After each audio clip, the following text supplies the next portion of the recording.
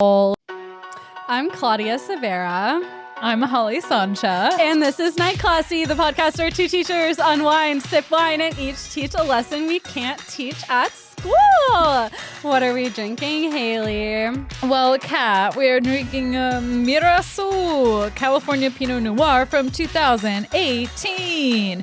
In 2018, I was still in college. I had none of the worries of my adult life, and I was definitely not drinking wine that was as tasty or delicious as this bottle right here. It really is tasty and delicious. And I was thinking about that today. I was like, I got like emotional today because it was my last day of school and I was leaving my teaching job of the last 2 years.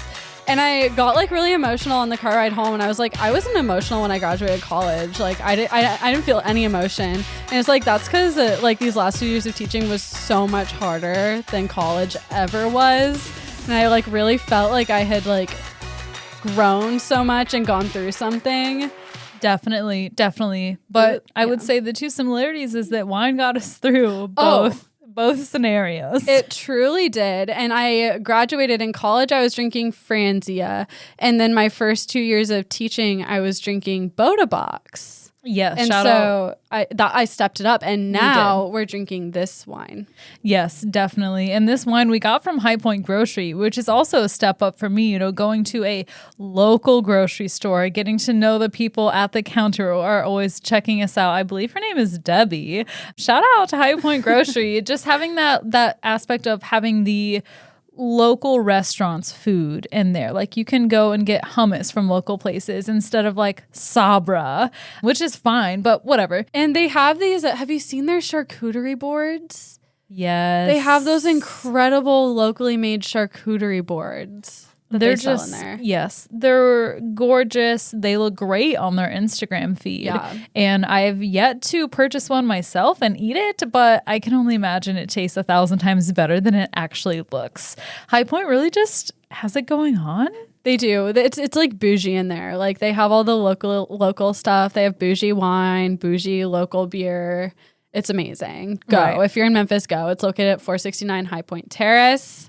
And if you're interested, you can get the same wine for $9.99. Yes. Check it out. Check it out. But yeah, it's the last day of motherfucking school. So I started out with a vodka soda. Now I'm on a beer and I have a glass of this wine on the queue. So I'm going to not feel good tomorrow. I'm honestly shocked that you said you got emotional because that to me is just so confusing. So I all day felt nothing. I like said goodbye to everyone. I was like, I feel nothing. And then I got in my car and Never Grow Up by Taylor Swift started playing.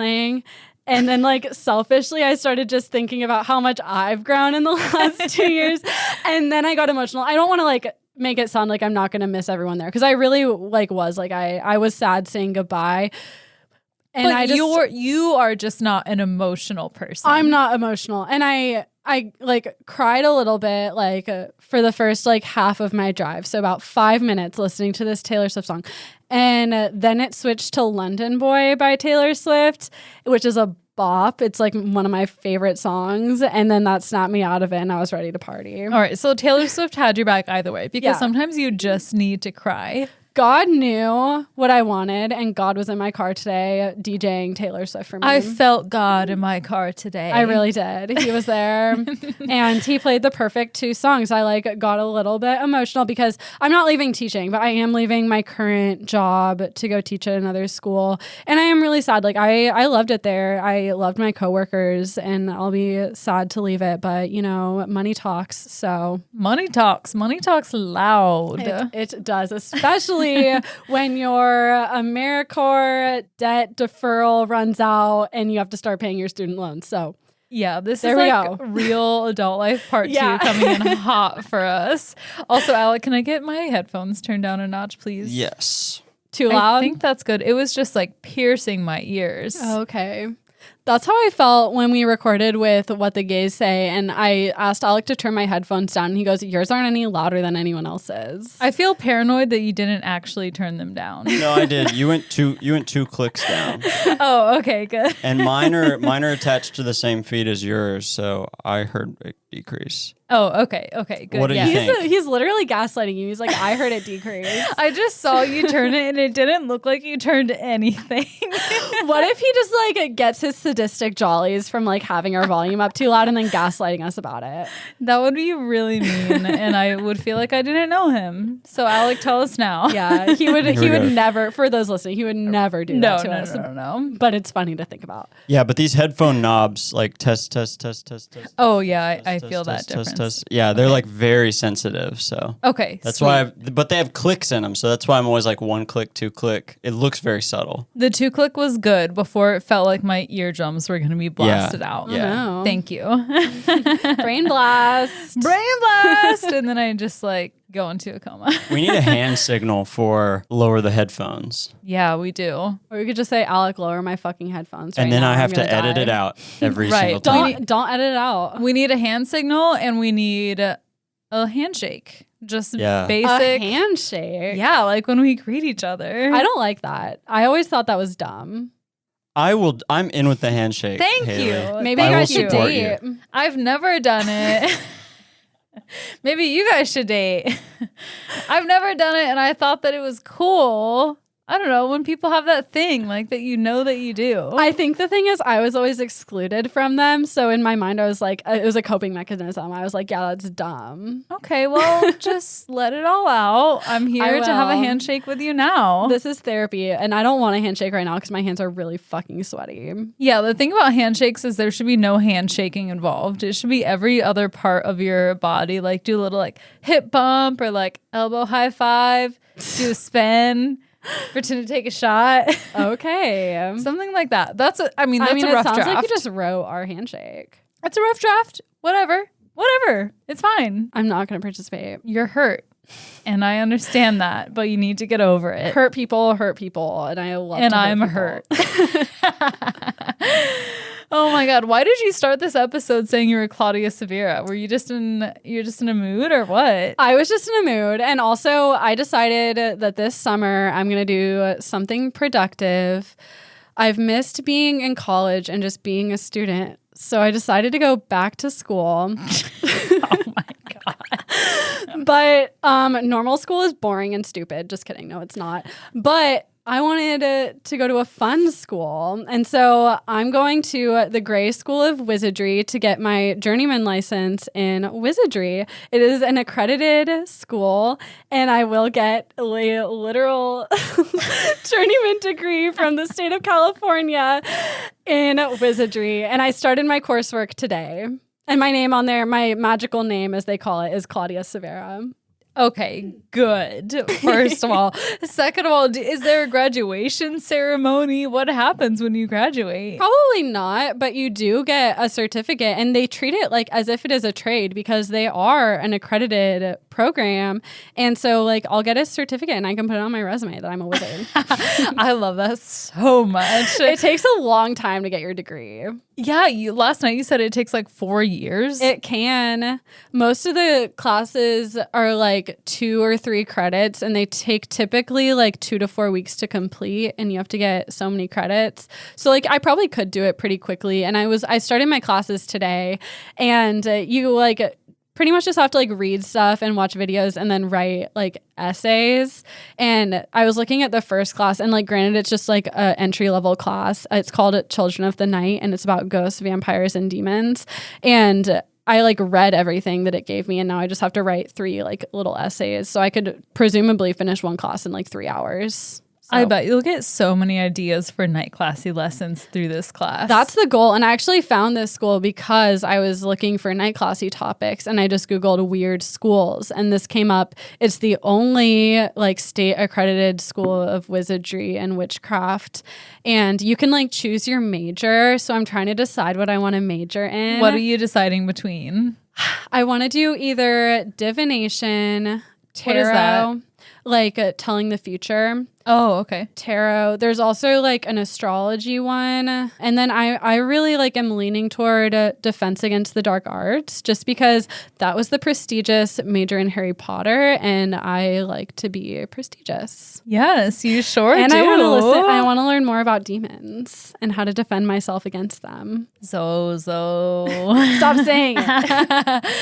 I would want to do divination because I feel in touch with my intuition and I think that would be fitting. I think so too. And there's like a lot of stuff you can do. Like there's like I forget what they call it, but like herbal potion, like knowing about like herbs and how to use them in spells. There's like ritual magic. There's also performance magic. So you can literally learn how to be a magician through this. There's all kinds of stuff. There's like at least 10 to 20 different majors. There's a lot. Okay. And you can only declare your major after the first year. So you have to take a lot of prerequisites. That's what most colleges should do, in my opinion. I think that most colleges do that. You can't usually declare your major in the first year. Oh, I didn't know that. I just based it on my own experience. Admit yeah, and mine it was like, come on in. What do you want to do? Okay, let's get down to it. Here's a class about Les Mis. Well, yeah, that's like you take prereqs. You have to take a year of pointless shit in order to do your major. I feel like that's every college. Yeah, but we had already declared our majors. You declared your major when you went into college? Yeah, and what? I wish... Yeah, I went in as a special education major, and then I wanted to be interior design.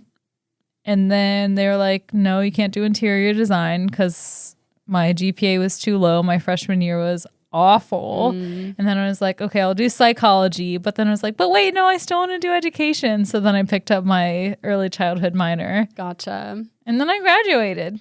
Bam. And wasn't sad about it. And didn't know what to do. Because same. But yeah, it's cool. I'm so excited. Thank you. Did you have to apply? You just like sign up and like you're quote unquote accepted, but like I can't imagine not being accepted unless you can't pay like the $20 a month or whatever tuition. It's $20 a month. Yeah, and this you is gonna told make me it $5. I thought because online it says it's $10 a month, but that's if you're a child. But if you're an adult,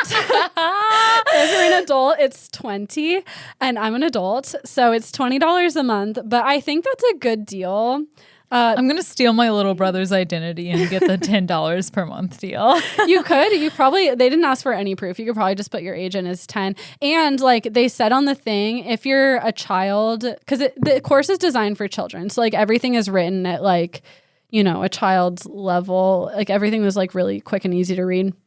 And if you're a child writing the essays, like they're going to grade it easier because they grade all your shit and you have to pass the class. But like if you're an adult, they obviously grade your shit a little bit harder than they would if you're a kid. So you could lie about being a kid, get the discount, and turn in shitty work. What is your prefix or suffix when you become a wizard?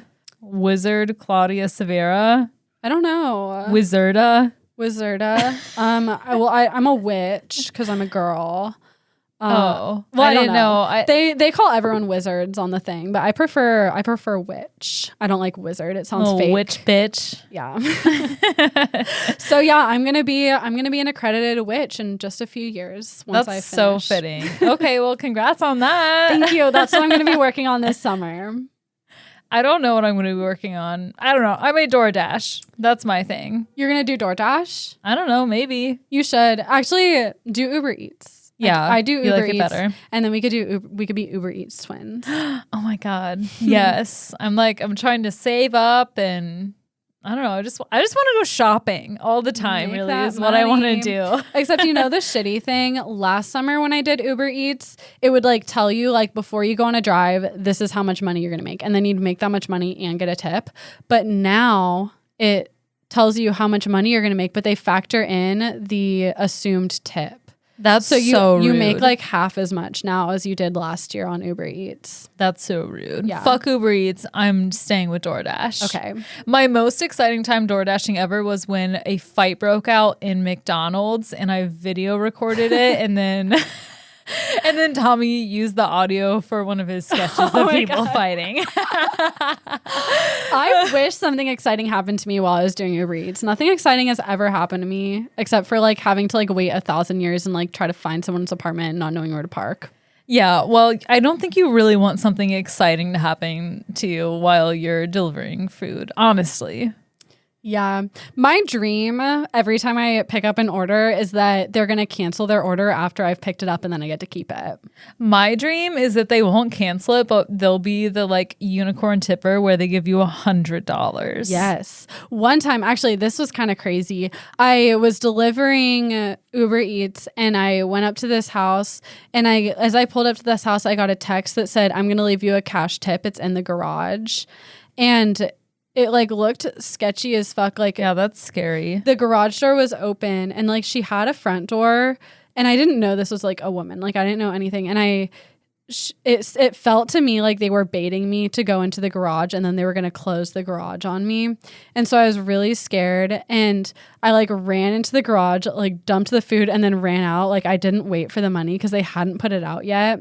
And I was like running back to my car, like I was so freaked out. I thought I was going to be kidnapped. And then this like cute girl like my age comes running out. She's like, wait, I have your money. Like I didn't put out. So like everything was chill. Like she was just like wanting to tip me in cash, but like it felt like, girl, it felt creepy. I'm like, girl, don't you know like that I don't want to be lured into your garage? Like this felt like a bad situation. Yeah, don't be sketchy. Yeah, don't be sketchy. Oh my God. I just got anxiety like thinking about that situation. I was so scared. And it like the directions was like, don't leave it at the front door, like leave it at the garage door.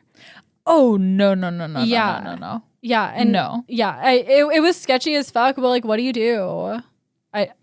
I mean, I just did it. I leave it at the front door and say, I'm not getting traffic tonight. Yeah. Bitch. I guess that's what I should have done, but I don't know. I like ran in there, dumped it and ran out, but then she gave me cash, which was really nice. And then I felt bad for thinking she was going to abduct me when she was like nice enough to give me a cash tip so it wouldn't be like taxed on Uber Eats. Yeah, but don't be sketchy. Don't be sketchy. There's just that. That's like when we were in the Lyft drive and like that was sketchy. I have no reason to like trust or not trust that person because we got there fine, but it really seemed like we were like something was about to happen. And we were both feeling it. Like we were in this Uber and she never said a thing to us. Like we got in and said hi and she ignored us and she was like talking to someone on Bluetooth, like not making eye contact, not saying anything. And she started driving like a weird route that like was not the route it was telling her to go. And she like kept getting further and further from like our route. And Haley and I were both like having bad vibes and getting scared. And then eventually like we just started asking her questions and getting her to talk to us. And then she just like acted like we were all best friends and then drove us to our destination. But like it was bad vibes. And before that, a big white van had pulled out right in front of us. She was driving all crazy. Oh yeah, I forgot she was driving crazy. Like I thought we were gonna get in a car accident. Yeah. I remember texting my brother my location, like just in case. Yeah. Not to worry, but just in case. That was really scary. People just be sketchy. Yeah. Sometimes you just get like a bad feeling and you should trust it. Anyways, don't be kind. Back to that one TikToker. What's her name? Don't be fuck politeness. Yes. # my favorite murder. But yeah, so that's my big news that I have gone back to school for my master's degree. Your wizardress degree. Yeah. I don't have any big news. I'm going on a road trip and I'm excited to travel without worrying about COVID because I'm vaccinated. Bitches. And if you're not vaccinated, then you should really consider it. Yeah, you have a Vax Girl summer. Vax Girl summer, vaxxed and waxed. I love that. When I saw somebody saying that, I was like, yes, I've never personally waxed down there, but I'm sure it looks great. I'm sure it hurts like a bitch. Yeah. But To me, I mean, maybe it's one of these things that like I haven't tried it, so I don't know how great it is, but that does not seem worth it. No, even when I shave, honestly, I'm like, was this worth it? Was it? Sometimes it's a little too close to home, if you know what I mean. I remember in middle school, one of my friends, I'm not going to name her, but she was like, I got a bikini wax this weekend for cheer tryouts. What? And I was like, what? We're in middle school. But I just like, we were like 13 and I just remember being so thrown off. I was like, that's a thing? Like, I thought that was only in movies and here you are getting it for cheer tryouts. Yeah, like people actually do that. Yeah, my little 13-year-old brain could not wrap her mind around it, and now my 24-year-old brain still can't. Like, why do people do that? I mean, no judgment. It probably looks great, but ow. Ouch. Yeah. I mean, I'm sitting on a tattoo that's like 6 years old at this point because it hurt so much the first time I couldn't get part 2. Like it's half done. It looks done. No, it doesn't. No, it doesn't. There's some shading, but it needs color. It needs shading. Like it's an outline with some shading. Yeah. Honestly, I always forget you have a tattoo. Yeah. Do our because I don't listeners like even it. know? Because it's not done. Well, you need to like suck it up and go get it done.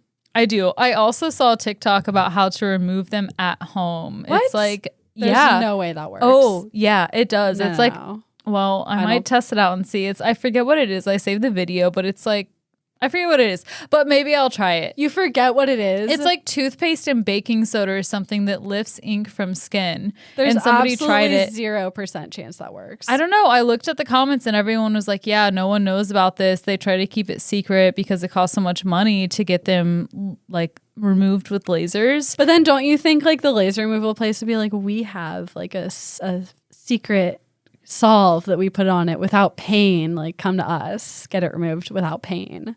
I don't know. Well, you should try it, like patch test it, because what if you just put it all over your entire tattoo and all it does is like make it muddy and weird? Yeah. I mean, ideally I would get the tattoo finished. Yeah. But it's on my ribs. It was painful. I went into shock when I got it done the first time. And I'm a baby. I don't know what else to say. You're not a baby. Rib tattoos are notoriously bad. That's like every episode of Ink Masters. Like someone like asked to get the tattoo on their ribs, and like all the tattoo artists are like convince them not to. I wish somebody would have. Bad. Like literally, why? Why for my first tattoo did I go for like a 3-inch by 3-inch tattoo on my ribs? Yeah. So stupid. It's aggressive. So stupid. Next time on Tattoo Podcast, I get my tattoo finished, and now it's just so basic. Like it's a skull with flowers. It's a basic tattoo. I mean, if it's basic, that means everyone likes it. Okay, that's true. Yeah. That's true. Well, anyway, we breathalyzed. We did. I blew a .073. And I blew a .036 because I'm not a drunk bitch like Haley. Not yet, anyway. All right, everyone. Welcome to Miss Sancha's class. This week's Florida Man news consists of headlines such as Florida Man says he lost $250,000 to sweepstakes scam. Oh no, that's like me with my wizard school. I almost accidentally paid them $200. I wish you would have. Because I didn't understand. I thought it was like a registration fee. And so I was like considering paying it. And then I was just like, let's just wait. And then I realized I didn't have to pay What it. was it, a donation? No, it was like if you want to just like pay your tuition for the year instead of month to month. Oh my God. Yeah, that was this guy. He was basically like, I thought that I had to send them money to get the prize and I'm just ashamed. Oh my God. Other headlines consist of Florida man ordered into anger management after parking battle at Walmart. Florida man paid bum $100 to attack girlfriend. Visited her in hospital, police say. Oh, no. Florida man arrested for stealing puppy. Aw. Florida man DUI suspect reportedly tells rescue, quote, chill, I'm just intoxicated, after hitting and killing a pedestrian. Oh no. The point of all of this is to say that Florida is fucking crazy and everyone there is somehow doing too much and not enough. That's at the the worst, same time. worst combination. It really is. And to me, that's like Florida in a nutshell. It's great for vacation. Spring break is off the chain if you're into that like party scene. But Florida is wild. You have to be in the right part of Florida. Like some parts are beautiful and nice, and then some parts are wild. Yeah, that's true. If you can't tell, our learning journey today takes us to Florida, and it will involve a bunch of Florida men and women, a lawsuit, and a Pulitzer Prize. Wow. So the Pulitzer Prize is actually what caught my eye for this learning journey. I just want to say congratulations to Kathleen McGrory to Kathleen McGrory and Neil Nettie for winning the Pulitzer Prize in local journalism last week on July 11th, 2021. And I also want to say thank you to them for investigating this story and putting so much hard work into it. Most of my information comes from their work at the Tampa Times, their article/series called Targeted. So, not all law enforcement oaths are the same across the United States, but they all have the same general idea: to swear to uphold the Constitution, to obey and enforce the law ethically, and to serve their community. And they always do it. They always do it. Everything always goes according to plan. Everyone does what they say they're going to do. Police are not immune to this. Yeah, that's not how this story goes. So in Pasco County, Florida, Chris Nacco was promoted to sheriff in 2011. Nacco was a man with a motherfucking plan. He had held 2 high-level positions in state government, and when asked about how he landed these jobs, he cites his personal connections with powerful people. Well, just openly. Openly. I only had this job because I have important friends. He's like, nepotism. But before he was sheriff in Florida, he was a law enforcement agent in Philadelphia for about 8 years. The thing, though, about his time in Philadelphia was that he bounced around apartments, staying on average for about 6 months at a time before eventually moving to Florida for his wife's job.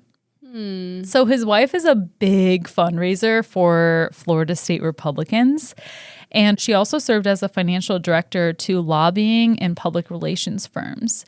They both Nacco and his wife have ties to the highest levels of government in the United States, including to Donald Trump. In Florida, Nacco became the field director for George W. Bush in 2004. After that, he was an aide in the Florida House of Representatives before working his way up to deputy of staff. So he's a real big GOP guy. He's very charismatic, and he's never had to interview for any of the positions that he's had. And he was elected to sheriff without opposition 2 times. Now, when he was initially appointed, the previous sheriff had conveniently stepped down before his term was over, so that the governor would and could appoint him to this position. Nacco supporters note his charisma, his leadership, and his can-do, go-get-it attitude. Meanwhile, his adversaries note other things about him. Bill Dumas, president of Citizens Against Discrimination and Social Injustice, said, quote, "He does whatever he wants and there's no arguing with him or even sitting down and reasoning with him." As far as his personal life, he used to play football in college.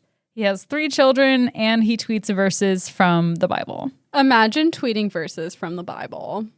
Imagine tweeting any quotes. That's true. I mean, I guess there's a time and place, but yeah, just come on. I don't like the idea of quotes, just in general. Me either. It just seems lazy.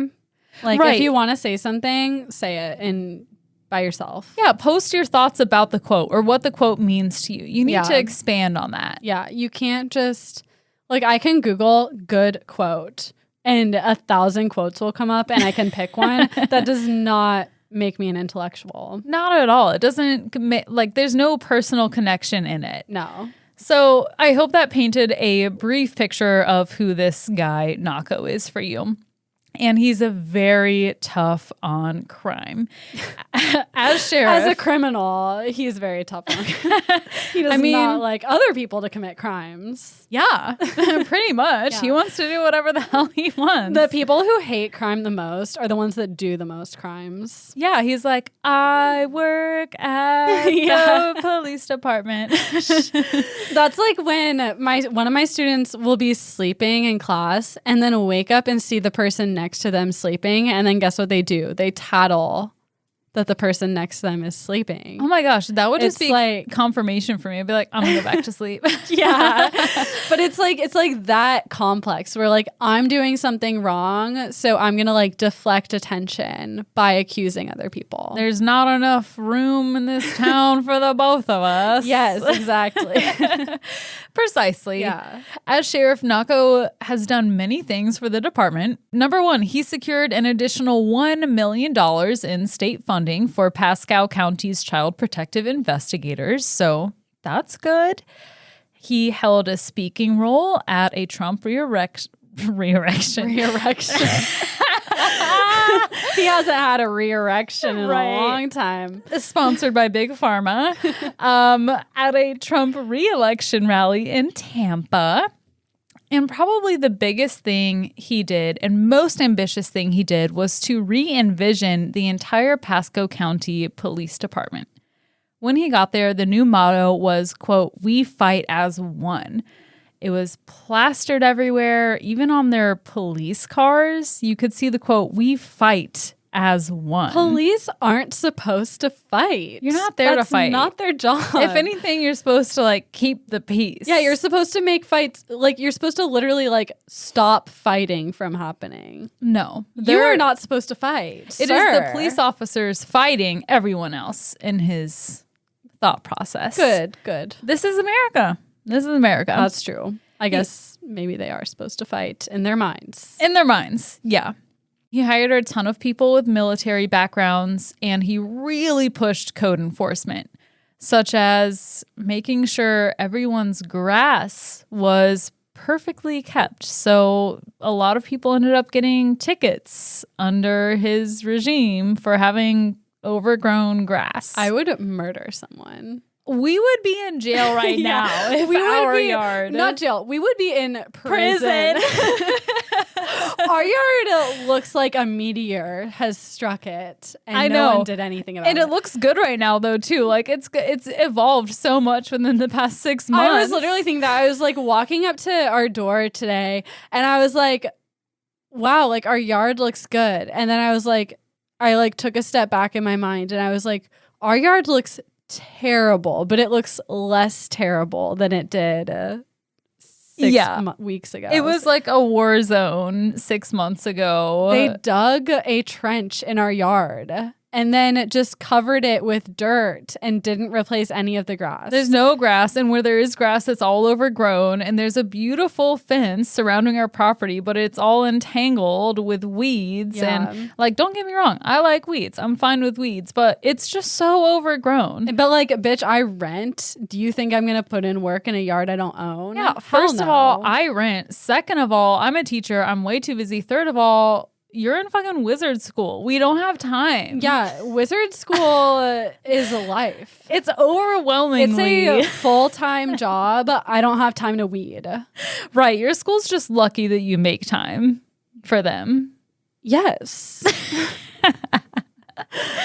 Oh my God. Yeah. So we definitely would have been ticketed under Nako's rule.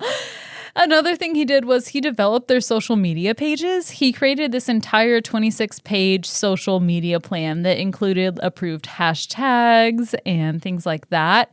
And they would post pictures of cute dogs. They would remind people to lock their homes at 9 p.m. every night. But they would also post things like a picture of a man mid-arrest being pulled by his dreadlocks with the caption in all caps, quote, "Sad criminal of the day." What And the this man fuck? is upset and crying. He's not even been convicted of anything. What the fuck? And the logic on his part is that this will keep people from committing crimes. Oh, I'm sure. I'm sure that's exactly what happened. Yeah, obviously you've done the research. What? He also allowed the department to be featured on the TV show Live PD, which has been widely criticized for revering police violence, and it was canceled last year for that reason. Yeah. During his time as sheriff, the Pasco County Police Department budget rose 65% to $142 million. 65%. And get this, that's actually still lower than the national average. Oof. Okay. They're spending $294 per person per year on policing when the national average is $340 per person per year on policing. Literally, what does that money go to? I don't know. It's not DARE. I mean, it's not social services. The DARE people always stand out in front of Petco. They're in front of Petco. They're in front of Office Depot. Yeah. Why are they out there? I always just want to. Never mind. I'm not going to say on here what I want to say to them. But. Where is my $300 per year going? Because I haven't gotten ticketed, knock on wood. And even people who do get ticketed and arrested, there's a good majority. I don't know if it's a majority, but there's a good amount of people who probably don't deserve it and who are targeted. Totally. And that brings us to the next point. Nako hatched a plan that he thought would stop crime before it ever happened. Oh, no. In Nako's vision, the sheriff's office would be a high-performing government office fueled and driven by data. Okay. Sounds good, right? Following data is important. As a teacher, it helps us see where students are, where they need to. Data-driven learning. Always. Data is very important. Data-driven. And he had the right idea, but he went about it completely wrong. Okay, so like I said, his goal is to stop crime before it happened by using what's called intelligence policing. Spoiler alert, Nako said the approach was not unlike how the federal government goes after terrorists. And how is that? Let me tell you. Nako created a system that generates a list of people that generates a list of people in Pasco County who are, in his opinion, more likely to break the law. Oh my God. This list is based on arrest history and unspecified intelligence collected by the police. So I'm assuming racial profiling. Actually, no. Really? Well, that's good. That is a relief. Because that's really where I thought this was going. I thought so too. When I first heard of this story, I'm like, surely this is fueled by racism. Yeah. It's not, but I think that's only so because Pasco County is mostly white. Okay. It's very white. So they make this list of people who are most likely, in their opinions, to break the law. And it's based on this arrest history and other data collected by the police. And they hired 20 analysts who would deep dive into the people on this list and they would develop it further. They looked at police reports, property records, surveillance footage, bank statements, and even Facebook pages. They take all of this data and they made a list. The people on this list are referred to as prolific offenders. The police manual says that they have taken to a career of crime and they are not likely to reform. Each person on this list gets a score from this point system that was developed by the police department. For example, you would get a point if you were arrested. Every time you're arrested, you get a point. Or if your name even appeared in a police report, you would get a point, even if you were a witness in the police report. The higher the point count, the higher risk you are to be a criminal. The analysts use the information they've gathered and they look at the list. They create a top 100 and a top 5 list of targets. Former Lieutenant Chris Starnes said the deputy's job from there, once they develop the list, is to visit the targets on this list as a part of their daily duties. Deputies are expected to monitor the people on this list and just make sure they aren't getting into trouble. Oh my God. So it's literally like the 1984 novel. Yeah, exactly. It's like a total miniature authoritarian government taking place in Pasco County. What the fuck? And this was not only hard on the citizens of Pasco County, but also on the police officers. I mean, at least some of them, because there were officers who spoke out against it, and there were officers who liked it and felt like that's what policing was all about. That is so just like fucked up on every. How can you How can you hear that and be okay with it? Yeah, how do you not see the issues with this? Yeah. And it's like if another country, like if Russia was doing that, we'd be like, fuck Russia. Like, I don't know. Yeah, like, you're right. Like, what? This is one of these cases where it's like the explanation like, is this is communist this is America. China. Yeah. Former captain James Steffens told Tampa Bay Times that the deputies who didn't meet quotas for visiting targets would face consequences by the department, such as being removed from special assignments or being sent to work in districts that were the farthest from where they lived. Both of these men, Starnes and Steffens, they left the sheriff's office because they're like, fuck this. This is wrong. Starnes is working on a federal lawsuit that accuses the agency of pushing out employees who criticize the extreme targeted policing. But like I said before, other employees enjoyed the task and they stand by it. Deputy John Ryad said, quote, "I want to go out and find people to arrest so we can prevent those crimes from happening." What do they mean prevent crimes? Like, are they going to arrest people before they do a crime? Yeah, essentially. And we'll get to it. Basically, what they're doing is getting them for anything that they can. Okay. A counter opinion to this policing strategy came from another past employee of the agency, Corporal Royce Rogers. He said that the orders from his captain were to show up at people's homes and make them uncomfortable enough that they would want to move away. What? So it's not even, and it's never been, I don't think, about preventing or about rehabbing people. Yeah, it's just getting them out of their community. Exactly. And just terrorizing them. That is taking your power and flexing it. This is so fucked up. Even if you in your mind thought this was a good idea, what made you think you could get away with this?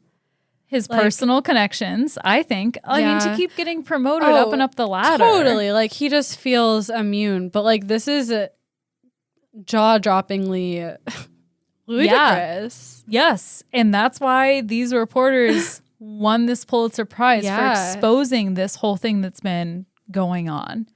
So in 2012, Sheriff Nacco described the monitoring directive he sent out to everyone in his department simply as, quote, bothering criminals. And by monitoring them, what it really was interrogating people without probable cause, without search warrants, without evidence of any new crimes. And the Pascal manual describes their goal, quote, as if the offender does not feel the pressure, if the offender is not arrested when they commit their next crime, or if the offender is left to feel their punishment is menial, the strategy will have no impact. It's like hit hard or do nothing. Yeah, and also it's just like an impossible task. Like, truly. You're just terrorizing people for no reason. And when you're set up with an impossible task, I feel like you improvise. Yeah. And then you get expands. people. And then you abuse your power and start arresting people for literally no reason. That's exactly what happens. Past deputies have described their task as making citizens' lives living hell. They report on how many, quote, prolific offender checks they did at the end of each shift. And again, if they're not meeting that quota, the deputies get in trouble. So let's talk about what actually happens as a result of this initiative. The police officers in Pasco County would arrive sometimes in the middle of the night, but definitely at all times of the day, and would write tickets and arrest people for everything and anything they could find wrong, such as missing mailbox numbers, overgrown grass. They were literally ordered to go out with rulers and measure grass. One woman was arrested for having 5 chickens in her backyard. Are you allowed to have any chickens? I don't know, but seems kind of extreme. Yeah, it definitely That's a good question. Yeah, we would be that's arrested. a ticket with your HOA, not an arrest. Not an arrest. Yeah, we would be ticketed for having 5 animals in our house. Oh, we're breaking the lease, but that shouldn't warrant an arrest. Right. Nobody tell our landlords, as crappy as or they our are. future landlords. Yeah. Don't tell anyone. And if people were fined and they didn't pay, then that's even better in the eyes of the agency, because then they could actually go out and arrest them. Within 5 years, the program interacted with over 1,000 people. It went on for 5 years. It went on for more than 5 years, and Jesus. it's still going on. Really? This case broke open. This Pulitzer Prize winning journalism, it was published in December 2020, I believe. Okay. So at least 1 in 10 of the people on this list were younger than 18 years old, which is disproportionate. 1 in 10? 1 in 10. That's so sad. Only a handful, a small handful of the people on this list who were targeted and their parents say that they appreciated the presence of the police and were grateful for them checking in. I'm surprised that even a handful. Me too. I was shocked. Who would be happy with this? I'm trying to be unbiased as I possibly can be. So I needed to include that. Yeah. Because a few people did say like, oh, they kept my son out of trouble, whatever. I guess, but that just sounds like bad parenting. They're like, yeah, I'm grateful for the police helping intimidate my son and keep him from doing it seems sus. The rest described it as unhelpful at best and unbearable. I wish I had time to go into everyone's stories, but I simply cannot and will not. If you all are interested in seeing all these stories, there's body cam footage. There's so much information that these Tampa Bay Times journalists have collected. I highly encourage you to check out Targeted. That's the journal article that you should look at, but I'm going to cover a few of them. So a 15-year-old boy was named a top 5 offender by Pasco Sheriff's Office. His name is Rio Wojtecki. He definitely did stuff he should not have done, but it does not justify the harassment he and others on this list encountered. So Rio had only 1 arrest, and it was for sneaking into a carport / garage with his friend, and they stole 2 motorized bicycles. Okay. They definitely shouldn't have done that. He did, in result, though, have a juvenile probation officer. This probation officer was checking in with him regularly, but this did not stop the Pasco police officers from stopping at his house over 21 times between September 2019 and January 2020. It should be common sense that if you treat someone like a criminal, guess what? They're going to act like a criminal. Exactly. Like, this just makes it worse. It does. And there's studies to show that. Yeah. But they ignore the science. They go with all of the junk science that they possibly can. And they think that stopping at this young man's house practically at least once a week will stop him from preventing future crime. Oh, yeah, because that's going to make him love police officers. These douchebags show up at his house and harass him. Yeah. Yeah, I'm going to want to obey the law, too. Love them, respect them. Yeah. It doesn't stop at Rio's house. Even these police officers stop at his mom's work, and they stop at his friend's house. They stop at his gym, where he was known to work out at, to see if he had signed in. They ticket his mother for not having numbers on her house and for having a broken down car in her driveway, which means she then has to go to court and pay all of those fines and fees. God. More than once, the deputies recognized while wearing their body cams, we have footage of this, that Rio was not an actual concern of theirs. But since he's on this list, they're required to check in on him. Another victim of this list is Sheila Smith. She told the Tampa Times about how deputies would show up over and over and over again at her house between 2017 and 2018. They were showing up looking for her teenage son, even though he's already under house arrest at his grandma's house in a completely different county.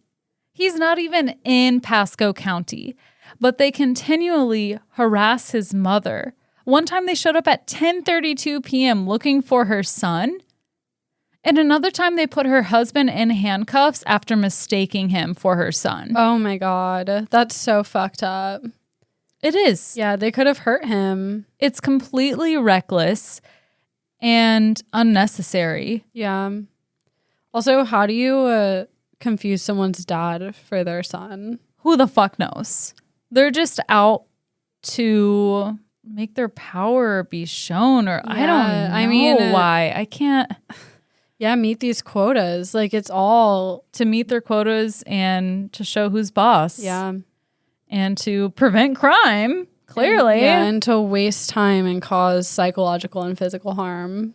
Exactly. The officers of Pasco County also harassed a woman at Dunkin' Donuts where she worked about her boyfriend who was on their list, whom she had broken up with, and there was later proof and evidence that they knew about, that he had left the state with another girl completely. Dalania Taylor got into trouble as a teen. She was arrested 14 times before she turned 17 for burglaries and stealing cars. Obviously, this was not right, but I think it's also obvious that she needed help. Yeah, if you're doing that as a teenager, you as any age, but especially as a teenager, you don't need the police. You need social services. Yeah. She did go to prison. She got straight after she got out of prison, but the harassment did not stop. They were constantly interrogating her about who she's hanging out with. They showed up at her house after she posted a picture with a guy friend on Facebook to see who he was. What the fuck? One time a deputy followed her in his car as she was just walking down the street. Since September 2015, and this all started in 2011, but since 2015 in September, deputies have made more than 12,500 stops, just like Rio, we learned about earlier. This program, to me, was like a cancer in the community. Every check would inevitably create more data that goes into this data beast that feeds into what these deputies are supposed to do out in the community. They got information on people's families, friends, really anyone around these people who are being targeted. And despite other law enforcement agencies abandoning similar programs in the past couple years, the Pasco County Sheriff's Office expanded theirs. Just last summer, in 2020, they announced an addition that people on the targeted list would now also include anyone who had been committed to a psychiatric hospital several times. What? Yeah. Again, these people don't need police services. No. Literally, like, who do they think they're helping? I have no clue. It makes no sense. To me, out of the 3 people who came forward and were like, I'm glad that you were involved in our lives so much. The other 997 people who were involved in this have had severe repercussions, whether, it's mental, it's emotional, it's financial, it's physical. It's just across the board terrible for this community. And although Naka refused to be interviewed multiple times, the department stands by this program, and they even put out a 30-page statement doubling down. They released statistics showing a decline in burglaries, larcensies, and auto theft since 2011. But what they failed to recognize was that all of the other surrounding counties had the same statistics. They were all going down. This was nothing special for Pasco. What was special for Pasco was the rise in violent crime, unlike the other counties. And just like you said, when you treat people like criminals, they'll act like criminals. Yeah. This case completely broke open after the Tampa Times put out the first articles and has received a lot of criticism from criminal justice experts. Dave Kennedy, he's a renowned criminologist whose research on crime prevention is cited in the Pasco County manual. But what he said about this system is, quote, one of the worst manifestations of the intersection of junk science and bad policing, and an absolute absence of common sense and humanity that I've ever seen in my career.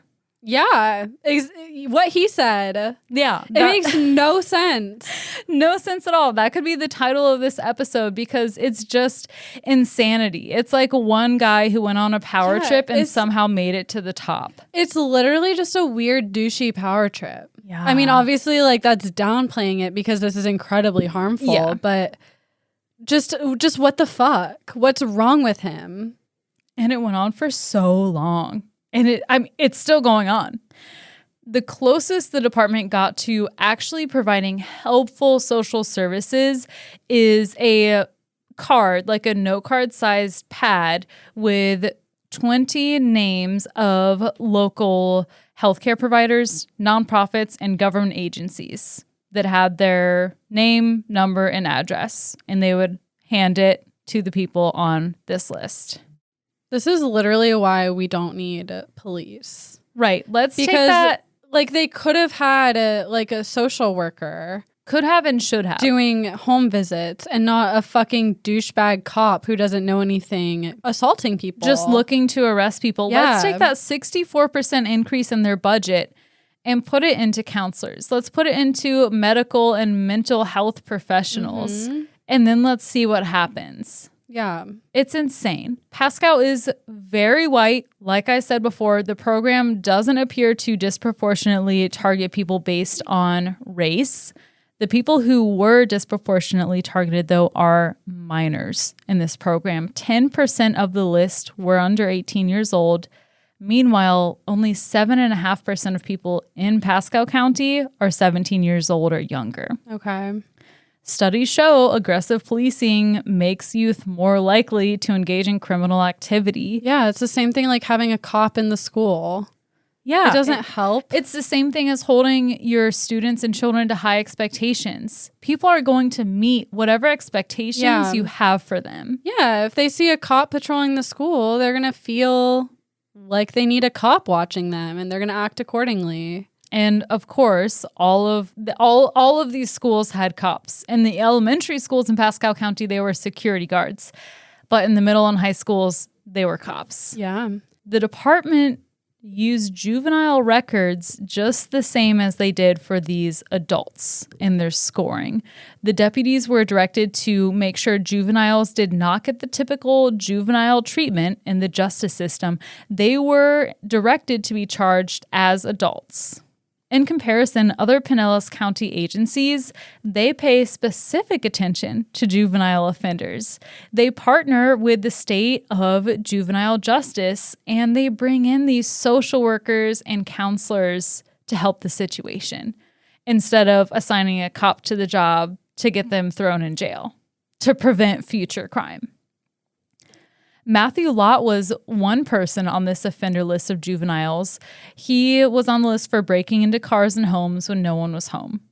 They did their thing, as the Pasco County police officers do, and Matthew ended up at a residential home for at-risk kids, which actually really helped him. He got out, he earned his GED, he got a job, he stayed out of trouble completely, but the harassment did not stop.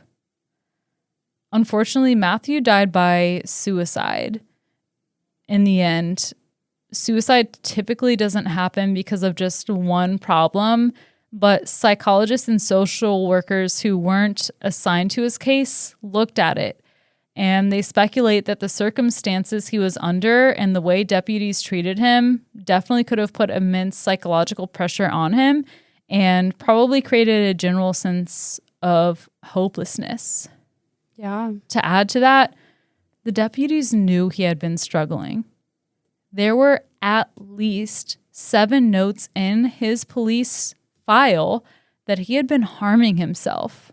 All they did was gave him that resource card and continued to harass him. So if you're not mad yet, you're about to get a little more angry. I apologize, but we're almost to the end. Let's talk about the school records. The Pasco County Sheriff's Department used student records to compile their list of future criminals based on factors such as whether the child has experienced abuse or has gotten grades lower than C's. Neither the children or the parents knew about this list. And at the time of the article, there were 426 middle and high school students on this list. Oh my God. This list was kept completely secret. It was carried out by the department, and the superintendent and principals say that they didn't know their student information was being pulled for this. How did they even get it? It was all from the resource officers At the school? schools. Oh my Yep. God. Fuck resource officers. Yes, exactly. Nako says that calling this list a future criminal list is not accurate, and that it's also used to identify students who are at risk for victimization, truancy, self-harm, and substance abuse. Oh yeah, that's why they give them a criminal score. Yeah, and that's also why the 82-page manual made specifically for resource officers doesn't mention any of these other risks. It does, however, describe how to identify kids who are more likely to become criminals in 5 different sections. There's just, it's not even like, I don't want to say, my immediate thought was to say like, it's like they have rose glasses on, but it's like they have gray glasses on where they're trying to just depict these students who they think who are at risk as hopeless and as failures. Like, people can be rehabilitated. There are ways to help. It's just like, yeah, what is the end goal here? Like, how, what, literally, what are they trying to do? They're not helping. They're not helping, and they clearly can't see that. Nako declined to be interviewed, but did put out a statement saying that this list is being used to identify students for mentorship and to offer resources. Okay, that's why they offer so much mentorship and resources. Yeah, they're going to start the fucking Boy Scouts and go fishing with them. Yeah. Fuck off. Critics of this program point out that police have no business in this information. Their business is in policing, and that does not belong in a high school or middle school or elementary school. And I just could not agree with that more. Yeah.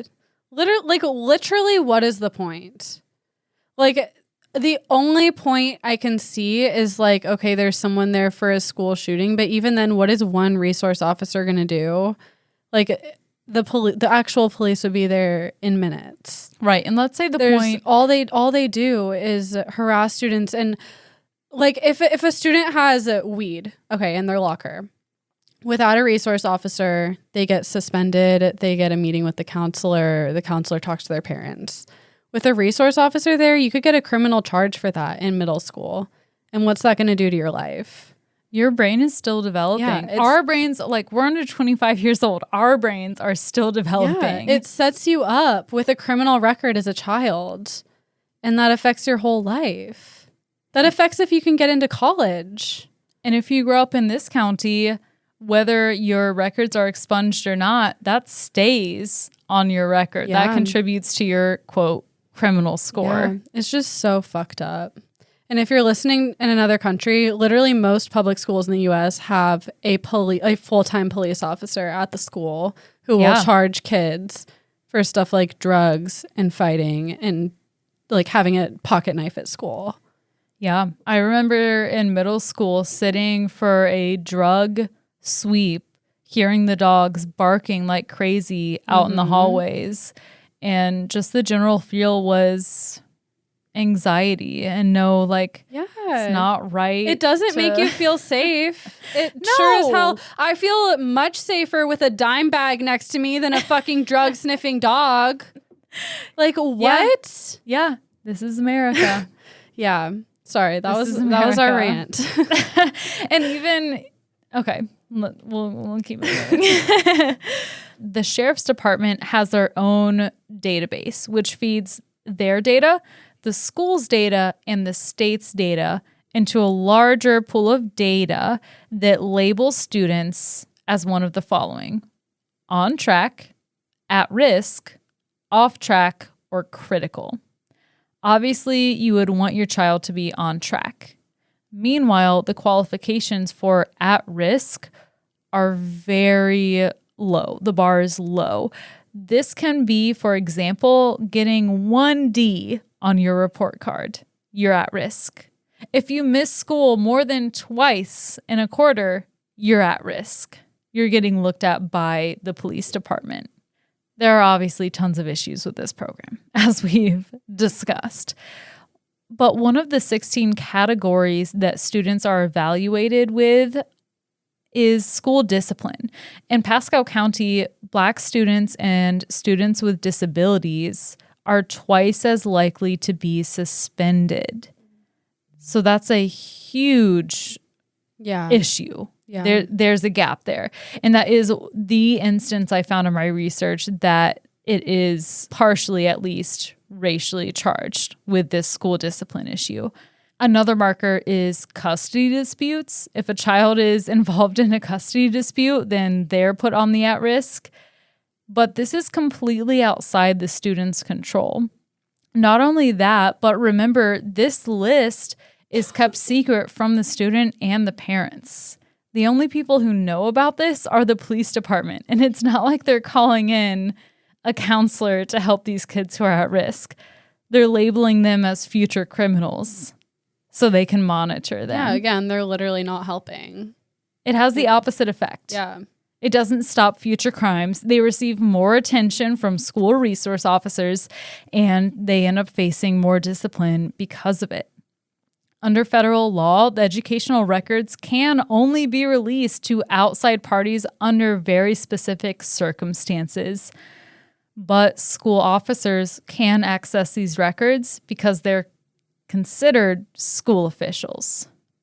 They're not supposed to share the information with the rest of the department, but obviously that's not the case here. And they also can't use them in law enforcement investigations without permission from a parent or a court order, which amongst all of the issues in this case, that's definitely one of them, this use of student data. So I'm going to close out here with a few updates on this. Everything broke open with this whole situation in Pasco County late in 2020.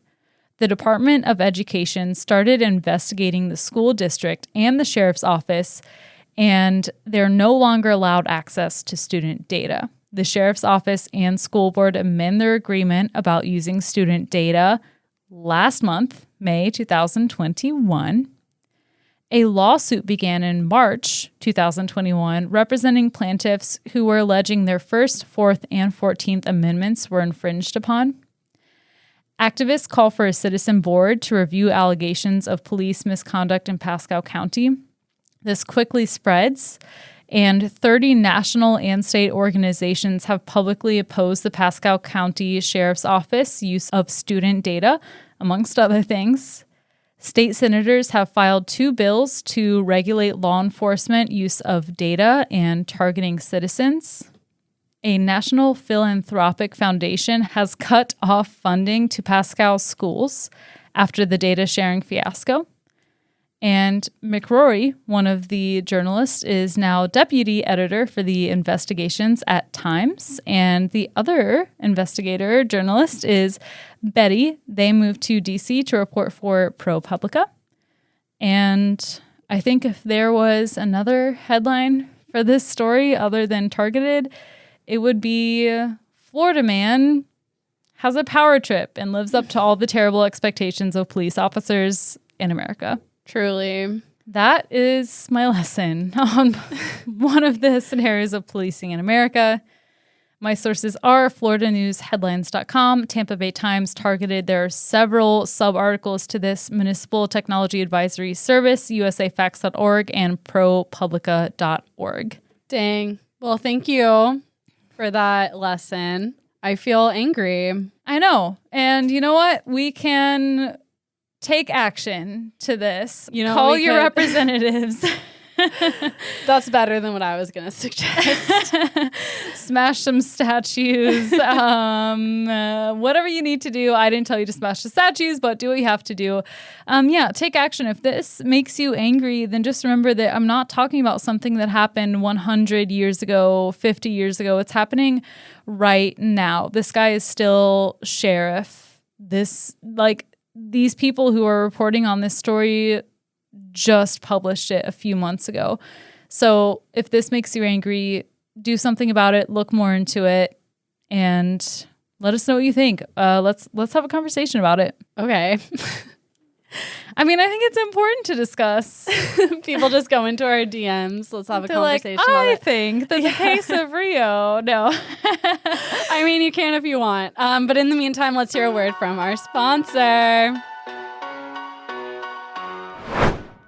If you're feeling angry or anxious or frustrated, that's another word for angry, by Haley's lesson, we have something for you. We sure do. I'm about to bust out my 7th Hill CBD, which is literally always in my purse. I have a little one on my nightstand for in the mornings and one in my purse because that's what gets the job done. Are you going to put it in your White Claw?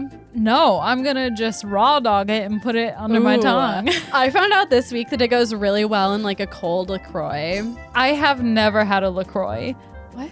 Oh, yeah, you don't like carbonation. No, I don't. This is not a LaCroix commercial. This is a 7th Hill CBD commercial. There we go. We freaking love 7th Hill CBD. CBD has all kinds of benefits, from anxiety relieving, it helps you sleep, it takes away aches and pains, just makes you feel better and more centered all around. And 7th Hill CBD is the best CBD you can buy. Yeah, I couldn't agree more. Especially for me, I struggle with anxiety, and 7th Hill has always been there for me. I can't believe I didn't know about them sooner, but I'm really glad that I did. Lately, I've been having anxiety around driving, and I don't really know why. But 7th Hill has helped with that. Just do a little drops under my tongue, boop, boop, boop, and then I'm ready to drive like a normal human being. And by saying that, I have to remind you all that it's going to help calm your body down. Like Kat also said, it may help with aches and pains that you may have. But for me, the main thing is my anxiety relief and just getting me in the right mindset to start my day and really have a great day. Yeah, whether you take it in the morning like Haley to get you ready for the day, or like me, I take it at night to help me unwind and help me sleep, it really just is a great addition to your routine. And if this sounds good to you and you want to try 7th Hill CBD, you can go to 7thhillcbd.com and enter our promo code NIGHTClassy. That is the name of this podcast, no spaces, for 20% off your order. Check it out. Bye. All right. Well. We're back. Well. What do we have here? Oh, a Night Classy recording? A Night Classy recording. Classy. Yeah, I don't know what that was, but we're back. It's my turn. I'm going to get started. So we know about the Dyatlov Pass Incident, right? I covered it before. Which one was it? She's looking at me very blankly. Like the group of hikers in Siberia died under very mysterious circumstances. It took place in 1959. You can definitely go back and listen to that episode.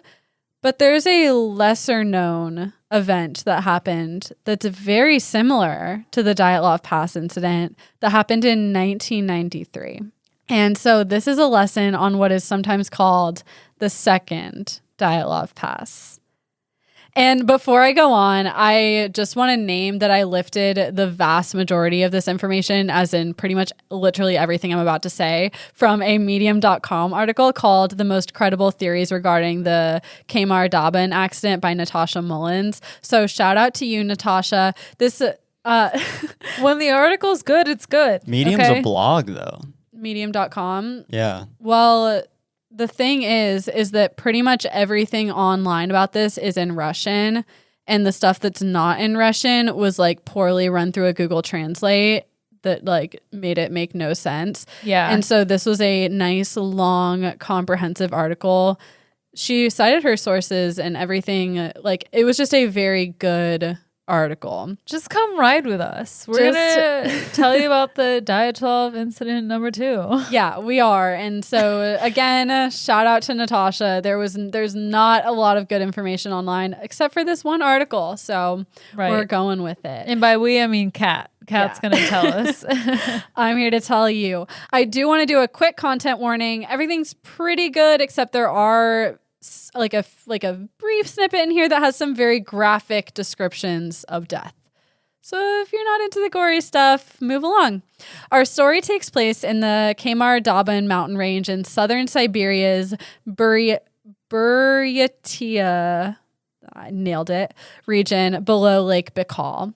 And it's a pretty remote wilderness, but It sounds remote. If you can't even pronounce the name, it's got to be remote, right? I mean, it's in Siberia. I probably can't pronounce most things in Siberia. It's remote to us sitting in Memphis, Tennessee. Absolutely. I will argue my way to be right into anything. No, you are right. It is remote to most people. Like, it's not near any cities, but it is a popular tourist destination for hiking. So if you're an avid hiker, you'd go here on vacation. There are like people going through, but it's in the mountains.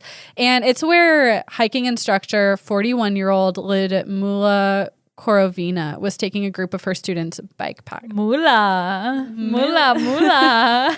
Ludmila. I said it wrong. Ludmila. I even looked up how to pronounce it. And Ludmila Trutt worked on the Fox experiment.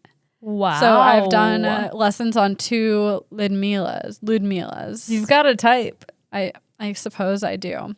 And so she was taking a group of her students backpacking, and she is a master hiker. She was like really confident. She was known for being like tough on her students and just considered a really good teacher. Like, she was just the best around. She also had incredible hair. I'm going to show you a quick picture of her. Oh, wow. Yeah. She's got a cute little crop around her ears, and it's like a nice little oval shape, but not like you're probably picturing when I say oval shape. She's got some like curls in there. It's very cute. Yeah. It's very good. This was like the 90s, but she has like cute 1920s like flapper hair. Yeah. I'm very into it. Actually, looks like maybe a little more 60s. I don't know. She's very cute. This was the summer of 1993, and she had scheduled a hike with 6 of her students in the Khamar Daban mountain range. Again, this is a safe, popular place to hike, and they were doing it in the summer. There wasn't supposed to be any snow. Everything was chill. And she and her students had trained for months in preparation. And because they had been training together for months, they became really close friends.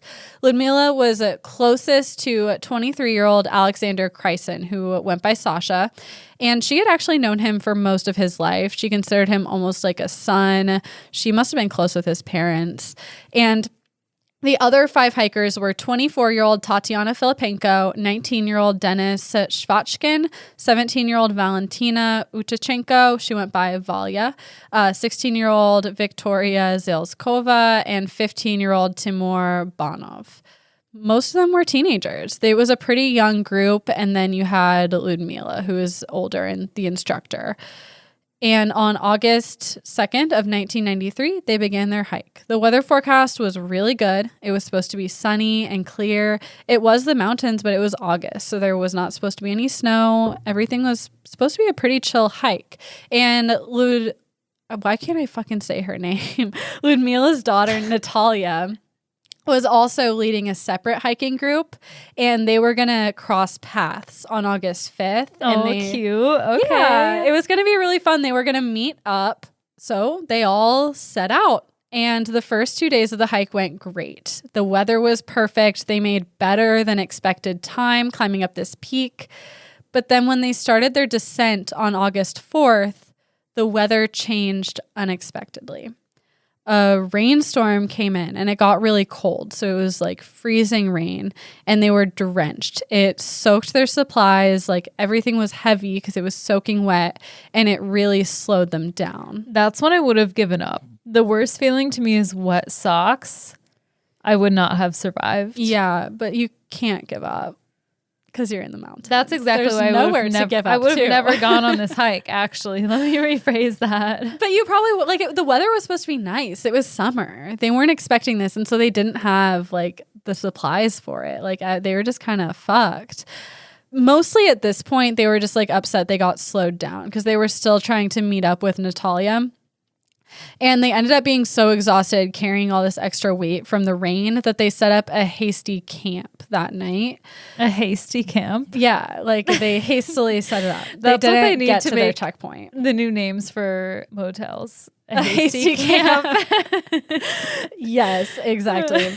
They set up their hasty camp, and this is kind of a weird thing. So in this environment, there's these peaks that are just like grassy and kind of have rocks, and then there's the tree line, and they set up camp outside of the tree line, even though they were close enough to see the tree line, and it was pouring rain. So if you're an experienced hiker, you would go under the tree line to give you some cover, but they just camped out in the open. And so people kind of speculate, they're like, why would they do that? And it might have just been because they were literally so tired they couldn't get to the tree line, or maybe there was another reason. Was there water maybe coming down the mountain, like right in the tree line, like maybe. I don't know. That's what I would picture if it's a heavy rain. But like they were camping on this hill, so like water was coming down regardless. I don't know. It's just kind of a weird thing with this story. They're like, Ludmila is such an experienced hiker. Ludmila. Can I just call her Lamula? Yes, please do. Anyway, they weren't able to build a fire that night because it was so wet, but everything was still pretty much okay. Like they went to bed, they got some rest. Mostly they were upset that they like might not meet Natalia, but like everything was pretty much fine. They woke up in the morning and cooked breakfast. And when they set off, they could still meet up with Natalia's group. They weren't too far behind. Natalia showed up to the spot they agreed to meet, but the other group never showed up. That's a bad sign, first of all. Yeah, but like Natalia and her group thought, like no one assumed anything was wrong because they had that unexpected weather. And she thought like, okay, they're a bunch of teenagers. Like maybe they just got pushed behind by the weather. There's no reason to panic. They didn't think anything was wrong. But meanwhile, when you have anxiety, everything is wrong all the time. Apparently, Natalia did not have anxiety because things were actually very, very wrong. Jeez, I wonder what it's like to be normal. In this case, though, you would have been right to have anxiety. 5 days later, on August 10th, a group of kayakers were going down the river when they noticed something on the tree line. They got closer and saw a catatonic girl standing and just staring off into the distance, covered in dried blood, standing on the shore. Oh my God. My first reaction would be fear. My second reaction would be anger because some catatonic girl covered in blood interrupted my nice kayaking trip. Definitely. And now they have to go get her. Right. Now I have trauma. Not only does she have trauma, but I have trauma now. Yeah. And I said she's covered in blood. Only some sources report that. I think it's more of a creepy detail inserted for dramatic effect. But it's a good detail. It's a good detail. Effect. If you're going to be catatonic, staring off into the distance after experiencing a troubled hike, you might as well just be covered in blood. Yeah, may as well. And so they kayaked up to her. She didn't respond at first. Like she was just in her own universe. But once she did respond, she became hysterical. And she told them her story. She was 17-year-old Valia from the group of hikers. And her story goes as follows. They had eaten their breakfast, and only minutes after starting their descent on August 5th, like straight up tragedy occurred. Sasha was in the back of the group, and he began to shriek. They all turned around and looked at him and saw he was bleeding from his eyes and ears and frothing at the mouth. He then fell to the ground, seemingly having a seizure in a fit of convulsions before he fell unconscious and went still. Ludmila ran to him and yelled at the others to keep going. They had barely... What? Keep going? Yeah. Don't keep going. I think she was just trying to get like, them go away. Get help, no, because they were kids. So I think she was like, you don't need to see this. Just like keep walking up the path. She's going to help him. And then, I don't know. That's a bit ambitious when someone's bleeding out of their eyes and ears. Like, yeah. I got this, guys. Go set up camp. Yeah, I don't know. I don't know her logic. I think it maybe she was probably just panicking. She was like, you guys, like, get the fuck out of here. Like, you don't need to be dealing with this. Yeah. And so they turned around and started walking again. And then just seconds later, they hear Ludmila start screaming. And when they turned around and looked at her, she was experiencing the same symptoms as Sasha. Her eyes and nose were bleeding, and she was frothing at the mouth. She convulsed and collapsed on top of Sasha. Then Tatiana ran to them, but as soon as she reached them, she suffered the same fate. She started grabbing at her throat as if she couldn't breathe, and until she crawled to a rock and bashed her head against the rock until she went limp. Oh my God. And so now, obviously, everyone's freaking out. Dennis crouched and hid behind a rock. Valia was too scared to move. She just froze in place. And Victoria and Timur ran away before they died in a similar fashion to the others. They were throwing up blood, clawing at their throats, and tearing their clothes off. That's when Dennis and Valia realized they were the only ones left. And so they took off together, running through the woods. But sadly, it wasn't long before Dennis collapsed into convulsions and died, and Valia was alone. It's weird to me that it happened one by one. Yeah. That's creepy. That it wasn't just so like creepy. whatever happened to them didn't hit them all at once. Yeah. Well, it almost sounds like it was isolated, like it happened to Sasha, and then everyone who like ran toward him started having these symptoms. And can I put in just with a question? I might edit this out, but just like, could this be just a creepypasta? It's not a creepypasta. I went on like Reddit threads, and there are people that cited like other sources that were real. And this is real. Like she cited all her sources, and there's like Russian reporting on it. It happened, but also there's skepticism that we'll get to later just with Valia's story, because like we only have this account from her. Okay. Yeah. But I think you should leave it in, because it does sound like a creepypasta. But like the thing is, this is just an eyewitness account from one person. So like you don't know if you can trust it.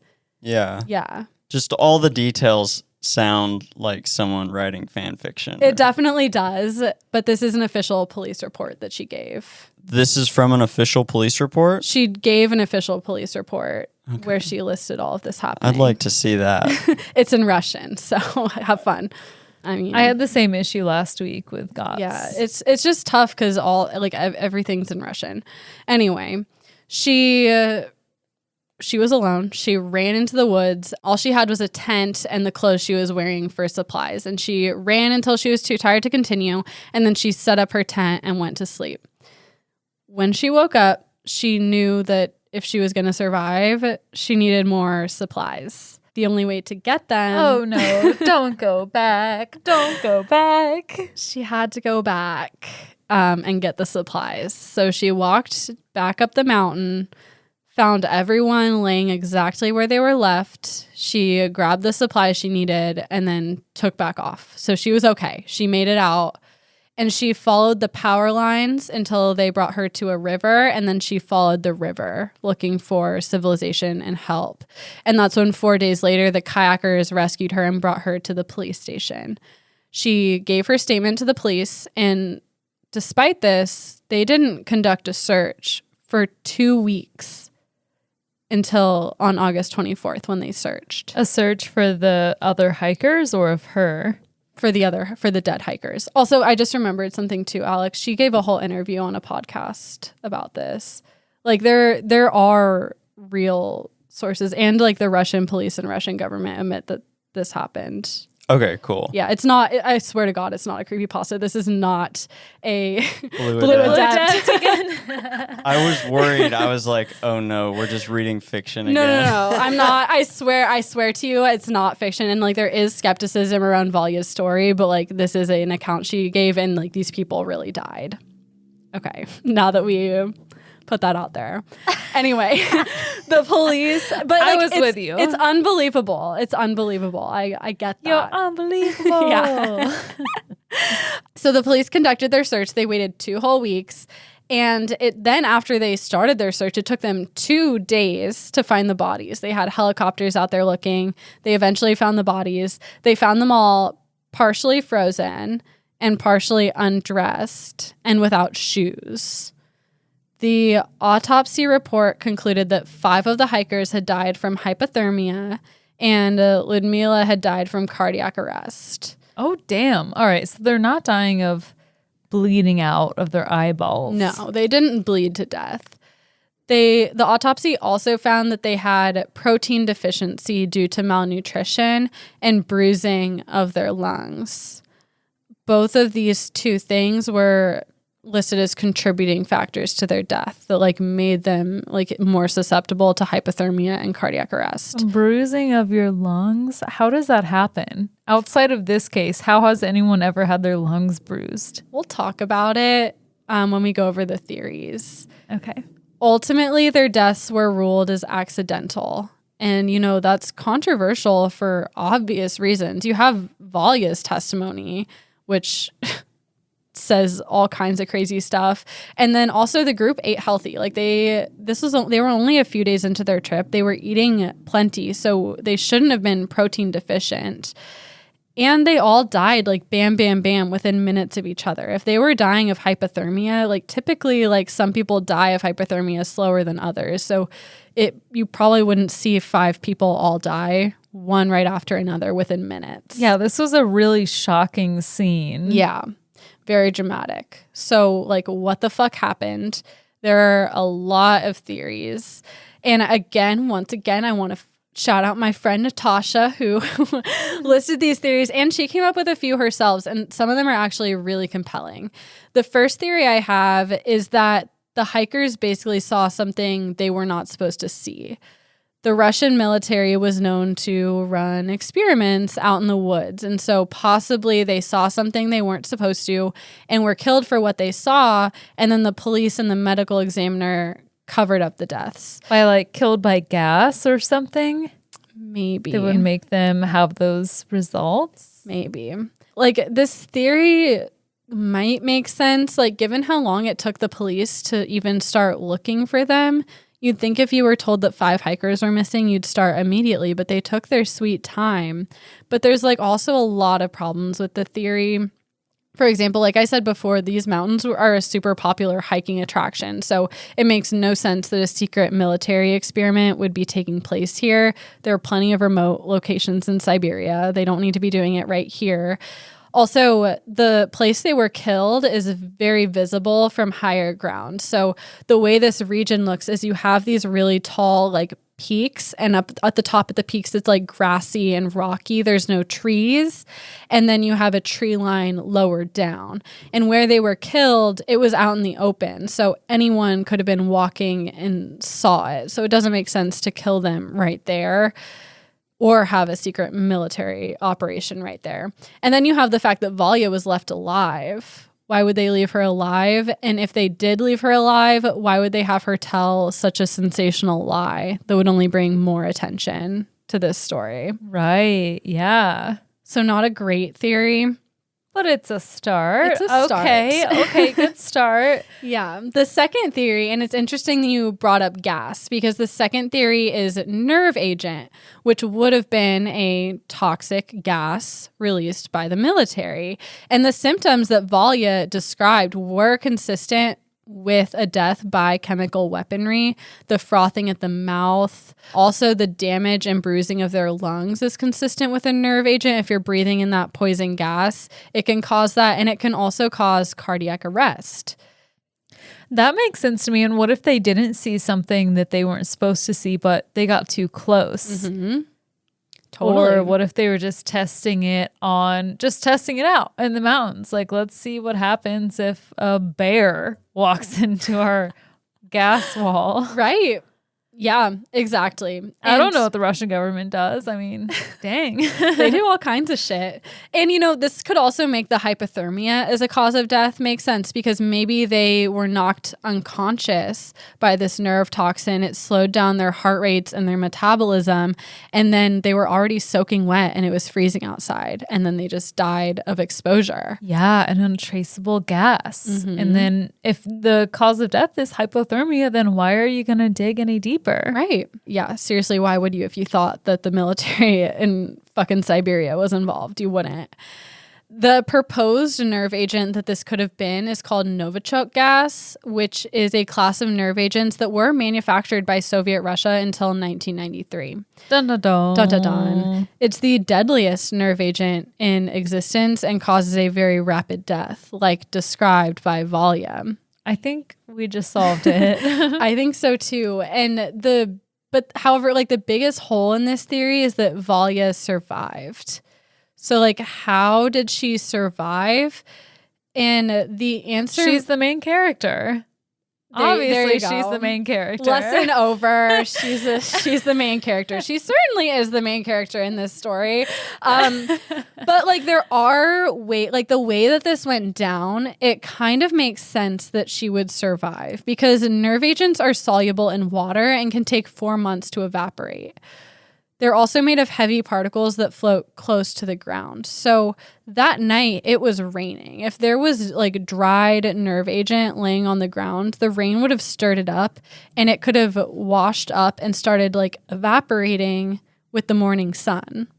Oh, weird. Mm-hmm. Like an unintended effect of putting out fucking nerve agent. Yeah.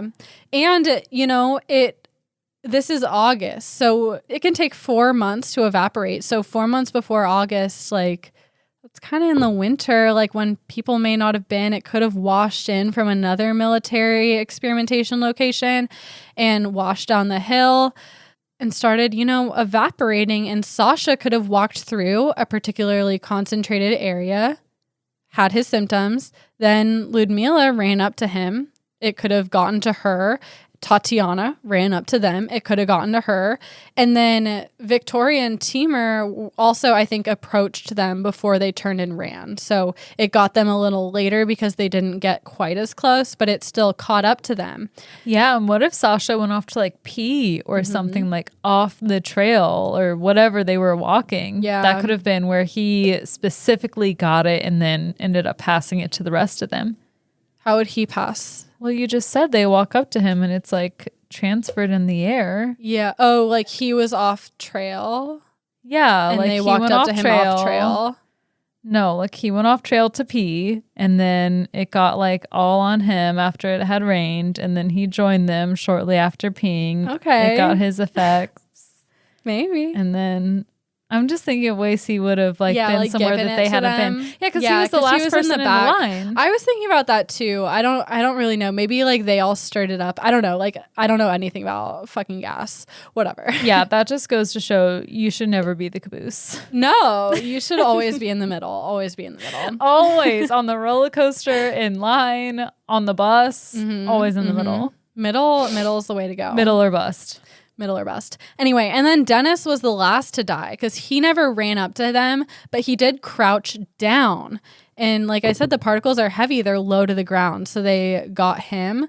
But Valya, she never approached anyone. She stayed standing. Stone and cold then bitch. Ran. Main character. Little Claudia Severa. Mm-hmm. And so she avoided being harmed. And then maybe the police knew that this nerve agent was a possibility based on Valya's description. And so they delayed their search for 2 weeks. Yeah, they're like, let me wait it out till it's all gone. I don't fucking want to die by my eyes bleeding. And then they went to look for the bodies.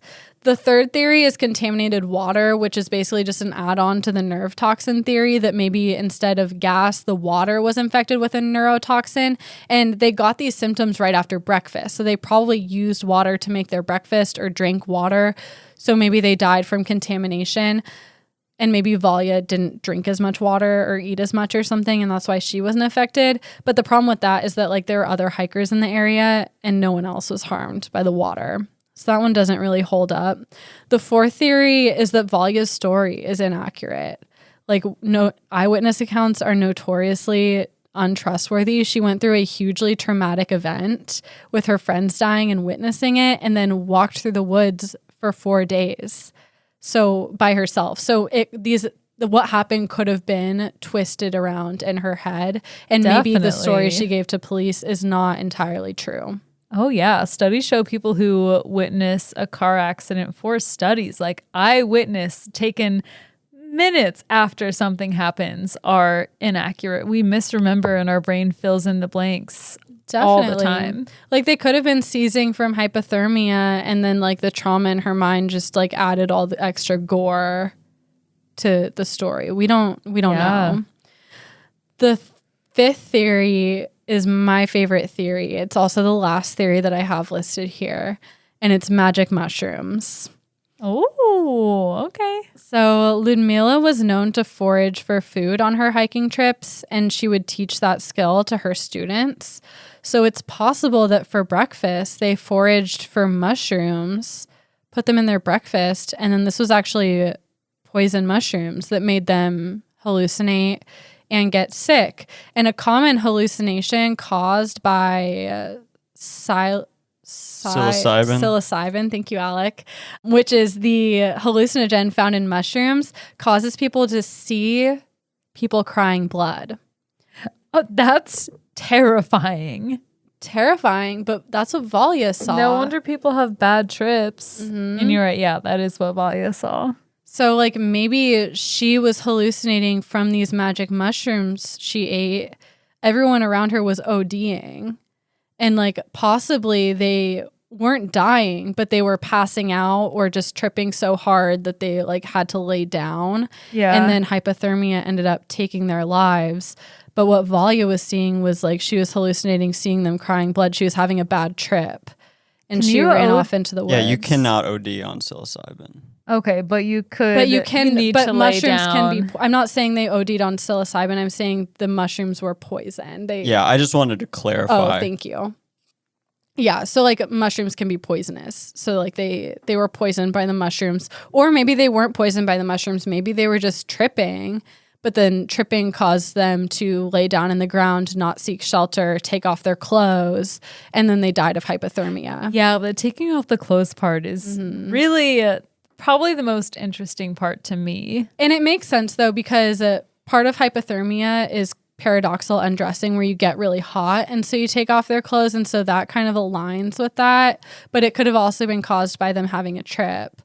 And then dying, and then she was, hallucinating, and maybe she wasn't as affected because maybe she ate less mushrooms, or she just had like a natural tolerance, and she ended up being okay. Like she ran away instead of tripping out and dying of hypothermia. That is such an evil part of hypothermia to me, is making you so hot that you want to take off your clothes. That's maddening. Yeah, it's fucked up. It's like evolution being like, you're already a dunner. You're already donezo. Just finished the job. Yeah. Oh my God. Can I ask you a question? The girl who was slamming her head into a rock, did she have skull fractures and like bruising? I didn't see anything about that. And again, like that came from Valia's account. That did not come from the autopsy. So I don't. But they did find these bodies. They found the bodies, but then I didn't see anything in any of the sources of them finding like skull damage on her. So for all we know, like that was an inaccuracy in Valia's story, because her story is like widely criticized. She does not speak publicly about it because like A, it was a traumatic event, and B, like there's so much doubt around it. Like she gave her story once to her rescuers, once to police, and then I think she's spoken about it once on a podcast. The Holy Trinity. Yeah. The podcast gained her trust. Yeah. Like, what? Yeah, I don't know. And unfortunately, I didn't listen to the podcast. I probably should have, but I didn't. I mean, does she speak English? I don't know. That's a good question. Maybe it's in Russian. And have we confirmed that there are poisonous mushrooms and magic mushrooms that grow in Siberia? I assume I'm so. sure. There's mushrooms everywhere in like every corner. Yeah, that's the most like diverse thing on Earth. Yeah. I mean, I didn't even look it up because I didn't question it. Haven't you ever seen the documentary Fungi that I recommended to you 2 weeks ago? You're telling me psilocybin magic mushrooms, you're for sure grow in Siberia. I would bet I'm looking it up $50 on right it. now. Do magic mush. I'm aware that mushrooms and fungus grow everywhere, but you guys are talking about very specific ones. Why wouldn't they grow in Siberia? Okay, everything is in Russian. It looks like there's a type of mushroom called Amanita muscari, which apparently grows in hallucinogens in Siberia. Shaman's mushrooms, yeah, they there are definitely hallucinogenic mushrooms in Siberia. Anyway, we don't know what happened. We have Valya's account that's not like really backed up by the autopsy, but also like if this were a military experiment gone wrong, it would make sense for the police to cover it up.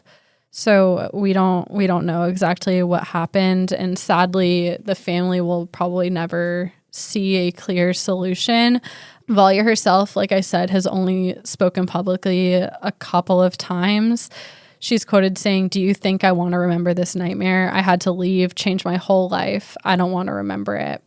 And she does not, she seems to believe that they died of hypothermia. She blames the unseasonably cold weather and just says that they weren't prepared. And like, it wasn't their fault. It wasn't their leader's fault, but like that kind of rain shouldn't have happened in August.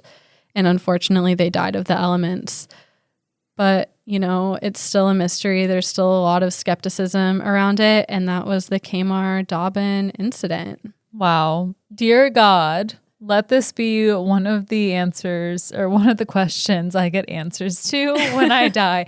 I fully expect as soon as I die to get all of the answers to the questions that I've asked in life that have been left unanswered. Yeah. I mean, I honestly, like, I don't want to doubt her story, but I think that they probably just did die of hypothermia, like, really tragically. And like seeing your friends die like that, like it just caused so much trauma, and she was so scared that like she just turned it into something, like added these details in her mind, maybe. I don't know. Yeah, it's probably easier to cope when you can come up with a reason for yourself, and especially survivorship bias is a huge factor in this, I'm guessing. Where you're like, oh my God, why did I survive and they didn't? Yeah, there's so many angles to look at this with. That was a really interesting story. Oh my God. Thank you. Yeah. So I want to cite my other sources, medicalnewstoday.com. Again, some of these sources are kind of sketchy because everything was in Russian.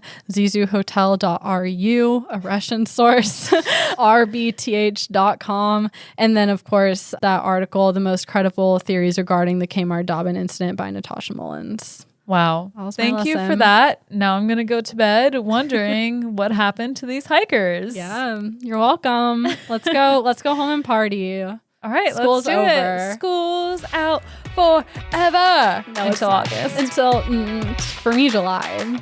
Sucks to suck. Does. Anyway, thank you so much for listening to our show. If you enjoyed it, please rate, follow, and subscribe. Rate, review, and follow. Tell your friends about it. Follow us on social media, and maybe even check out our Patreon. Thank you for listening. And 3, 2, 1, class dismissed.